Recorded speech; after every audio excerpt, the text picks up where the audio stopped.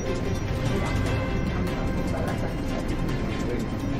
Coba kamu keluarga.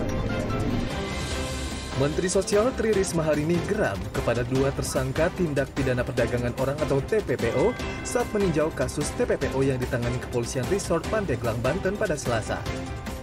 Kemarahan Risma bukan tanpa alasan karena korban yang diperdagangkan menjadi pekerja seks di antaranya dua siswi SMP. Dalam kegeramannya juga terungkap Risma telah meminta Presiden Joko Widodo tidak meringankan hukuman bagi terpidana kasus TPPO. Dalam kesempatan yang sama, Risma berharap polisi mengusut tuntas para tersangka yang terlibat kasus TPPO. Yang melakukan TPPO karena ini impact-nya cukup besar. Bukan terhadap anak ini, pasti itu ada rentetannya. Dan tadi memang setelah saya wawancara dengan si anak, itu masih banyak yang bisa dikembangkan dari kasus ini. Tindak pidana perdagangan orang tidak jarang melibatkan orang berpengaruh di lingkungan korban.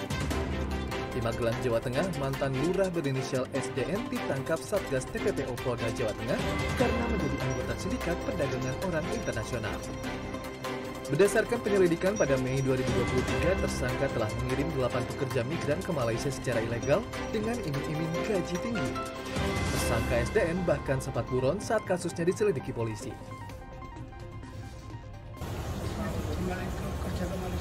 Bapak yang nyari? Kalau saya yang nyarikan. Bapak ya? Yang ngantar. Oh, ngantar sampai Malaysia. Ambil jualan. Jualan. Tapi yang nyuruh Bapak kabur ke Bali, pengacara dari? Di Santosa dari. Katanya kantornya di sini. Tidak mudahnya menyeret semua tersangka pelaku yang terlibat kasus tindak PPPO disebabkan oleh kasus ini yang merupakan kejahatan lintas negara. Kepala Polri Jenderal Listio Sigit Prabowo dalam pertemuan dengan para penegak hukum negara anggota ASEAN, Senior Officer Meeting on Transnational Crime ke-23 di Yogyakarta pada Selasa mengungkapkan, tindak pidana perdagangan orang harus diungkap bukan hanya di negara asal, tetapi juga negara tujuan. Sigit bahkan mensinyalir jumlah kasus TPPO yang ada lebih besar daripada yang terungkap.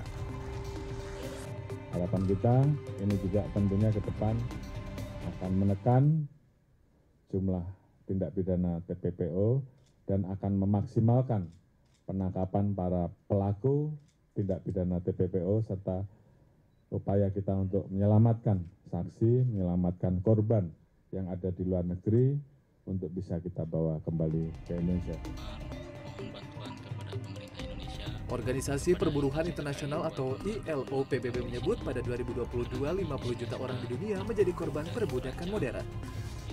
Jumlah ini melonjak drastis dibanding 2016 dengan 9,3 juta orang. Penyebab maraknya perbudakan modern yang diantaranya perdagangan orang adalah meningkatnya angka kemiskinan di dunia, salah satunya akibat pandemi COVID-19.